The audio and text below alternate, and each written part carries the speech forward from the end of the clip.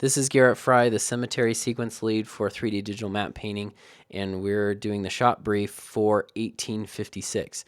So in this shot, you can see it starts off on the right and pans to the left. There's a big open areas here that need to have gravestones filling in there. And kind of the nice thing that's already in the plate is that we have these little dapples of light off and on. So while you're putting in your gravestones, you can have that kind of dappled light on them. You can see this guy here who has this little shadow up here and this little shadow here. And it's nice to see those kind of dappled light shapes in there. Okay. So like I said, go ahead and fill this area with gravestones. And make it a bit more dense. You have this whole area here in the foreground. It's worth playing with some really extreme foreground, gravestones. If that's hitting the ground right in front of camera, or it's done in a way that we just see a piece of the gravestone here, off going into perspective. But whatever you do with these, there's a high, they can tend to look kind of gimmicky, these gravestones that are in the center. So are right in the front. So you want to make sure that they're done in a really nice way so that it doesn't draw too much attention to itself and it feels really natural. So actually, if you go through the reference photography and look at and see if there's any foreground gravestones, then you can get the kind of feel for what they actually look like when they get really close to frame.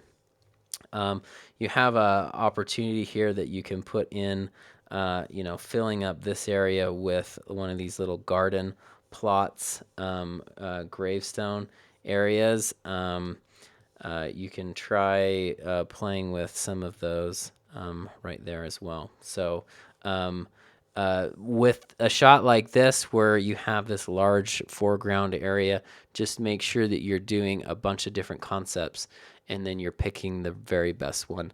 It really pays off, and it will tend to make your shots look way, way better. Also, last thing, there's a little blue thing right there. That's a kind of distracting for the shot, so go ahead and replace that and just do a little paint over patch for that. When you're doing the shadows on all of these gravestones, of course, you need to be putting them in so that they feel nicely integrated. And lastly, when the gravestones are hitting the ground, that you have really nice integration points through there. If it be like a little mound, that the thing is partially occluding where the gravestone is hitting the ground, or you have a little bit of grass, or this one here has a little bit of dirt around the edges. And so you'll just want to include those, make sure they're soft and looking really nice. Before starting out on the shot, it's really important to familiarize yourself with the extensive photo reference in the library. It is worthwhile to do quick matte painting concepts so you can start to understand what kind of photography works for what particular situation. Also, make sure you're utilizing the asset library, especially for those shots that require continuity between environments. These assets can be a huge help, and remember that every asset has high resolution photography, so if the asset is not high enough resolution when rendered, you can overlay it with photography.